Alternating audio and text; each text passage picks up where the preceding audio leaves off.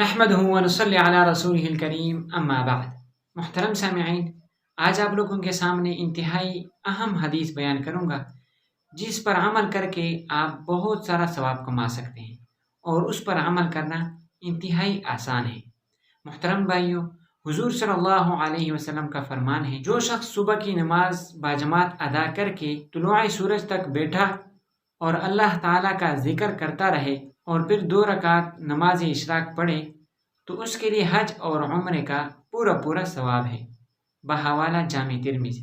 محترم بھائیوں، یہ انتہائی آسان عمل ہے، اور فجر کی نماز کے بعد اگر آپ کچھ دیر وہیں بیٹھے رہے اور اللہ تعالیٰ کا ذکر کرتے رہے تو اللہ تعالیٰ آپ لوگوں کو حج اور عمرے کا پورا ثواب عطا فرمائیں گے۔ یہ کوئی عام بات نہیں ہے، بلکہ آپ صلی اللہ علیہ وسلم کا فرمان ہے۔ اللہ تعالیٰ سمجھنے کی توفیق عطا فرمائے۔ وآخر دعوانا ان الحمد للہ رب العالمین۔